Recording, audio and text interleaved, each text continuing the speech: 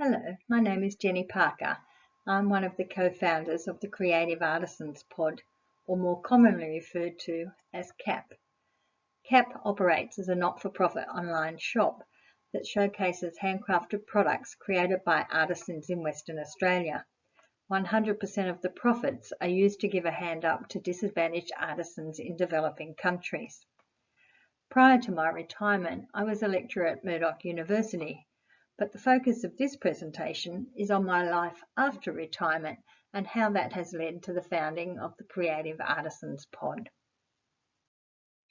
When I first retired in 2017, I did local volunteering with the Fogarty Foundation and the CSIRO STEM Professional in Schools program. However, I'd started my working life in the hospitality and travel industry, and I wanted to combine my love of travel with helping people in other countries. In 2018, I spent 6 weeks in Siem Reap, Cambodia, volunteering with Ability Fair Trade Village. In 2019, I became a volunteer ambassador for the Grassroots Volunteering website. In April 2020, I commenced volunteering with the Siem Reap Food Bank, and in 2021, my sister-in-law Linda and I launched the Cre8ive Artisans Pod not-for-profit online shop. Whilst researching potential volunteering opportunities abroad, I came across the concept of voluntourism, where you pay an organisation that arranges the whole volunteering experience for you, like a travel agent. However, I discovered that many of the organisations they placed you with had hundreds or even thousands of volunteers each month. I wanted to volunteer for a grassroots organisation that didn't have a lot of volunteers, and I didn't want my funds to be gobbled up with administration fees. I came across the Grassroots Volunteering website. This site provides a list of ethical volunteering opportunities with grassroots organisations, and if you are interested in one of them, you contact the organisation direct. I saw a listing for Jenni's Fair Trade Village, a small not-for-profit social enterprise in Siem Reap, Cambodia. They are a fair trade retail shop that sells handmade products created by artisans with disabilities. They were looking for someone to help them with their social media and marketing to promote their business to international tourists. I hadn't been to Cambodia and I had the skills and knowledge they needed, so I emailed them and they sent me their volunteer ethos. This volunteering opportunity appeared to be a good fit for me, so 2 months later I was winging my way to Siem Reap, Cambodia. I arrived in Siem Reap in mid-October 2018 and stayed for 6 weeks. The social enterprise is officially registered as Ability Fair Trade Village, and the shop began trading as Jenni's Fair Trade Village in November 2015. Cre8ive is the Director Trustee of Ability Fair Trade Village. She's an amazing woman, a talented seamstress, a designer and an entrepreneur. She can do more with one hand than I can do with two. However, like many people living with disabilities in Cambodia, she's only had a few years of school education. The mainstream public education system is already under-resourced and there is little support available for students with special needs. Many often face practical barriers to education, such as lack of transport. Siem Reap is one of the poorest provinces in Cambodia, and high school attendance in particular is very low, as many children have to work to help feed their families. Vise was the shop manager when I visited in 2018 and in 2019. When he was 7 years old, he and his friends were looking after the cows in the field when one of his friends stepped on a landmine. Vise was lucky, he only lost a leg. His 2 friends did not survive. Vise is from Battambang province and moved to Siem Reap to complete his secondary school education under the sponsorship of the Landmine Museum. Vise is a gentle soul, and as you can see from the dinosaur photo, he has a delightful sense of humour. During my stay, I gathered information about the organisation and the artisans to create a new brand identity for their Facebook page and developed a website for them. Initially, I thought I would train one of the local people to maintain the website, but due to the low level of education among people with disabilities, that did not eventuate, and I continued to maintain the website and social media pages. You can read more about Ability Fair Trade Village on this website. The website also includes stories about each of the artisans. I've met many of the artisans during my visits to Cre8ive, and although their stories are very sad and they've faced many hardships, they are so resilient and such friendly and humble people. Some of the pages also include videos about the artisans' lives. For example, on Cre8ive's page, she talks about her life journey to get where she is today and her dreams for the future. Ability Fair Trade Village also supports people with disabilities through other projects such as Full Belly Farm. This is a small wheelchair-accessible organic farm in Cre8ive City. The farm provides a space for people with disabilities to find shelter and receive food and training as a leg up in their fight against poverty. It is a nurturing environment that provides residents with an opportunity to take control of their lives and to create a meaningful future for themselves and their families. I visited Cre8ive again in April 2019 with my husband Mark. He had built a weather station for Full Belly Farm and showed Vise how to install and maintain it. During this visit, I had the pleasure of meeting and working with another volunteer, Michael, from Sweden. He was the project manager for Full Belly Farm from January 2019 until May 2020, and he oversaw the development and growth of the farm and the residents during this time. I also met Dieter, a filmmaker from Germany who was making a documentary about Cambodia, and he wanted to include a story about Full Belly Farm and the families living there. Dieter volunteered to make a promotional video about Ability Fair Trade Village's new papermaking workshops and also recorded an interview with Tut, one of the Ability Fair Trade Village artisans.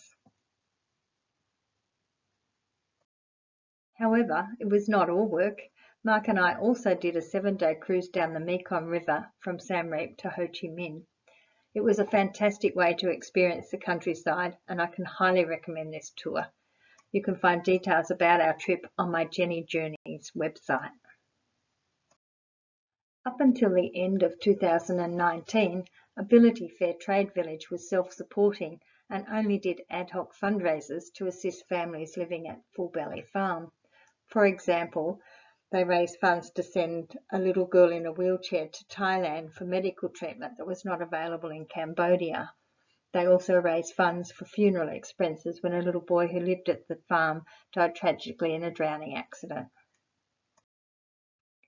In February-March 2020, Linda, my sister-in-law and co-founder of the Cre8ive Artisans Pod, joined me on a trip to Cambodia. We toured the countryside for 9 nights before arriving in Cre8ive, and we endeavoured to be responsible tourists using local transport and accommodation. On this trip, I created a promotional video for Cre8ive's jewellery making workshop. You can see here Cre8ive teaching Linda how to make a seed necklace.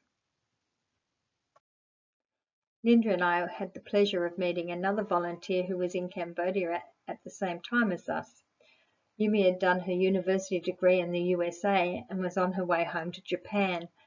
She spent 6 weeks in Cre8ive completing an assessment about how Ability Fair Trade Village was addressing its sustainable development goals, and on her return to Japan she produced a report documenting her findings. We could see that COVID was already having an impact on the tourism industry in Cambodia by the low numbers of tourists there.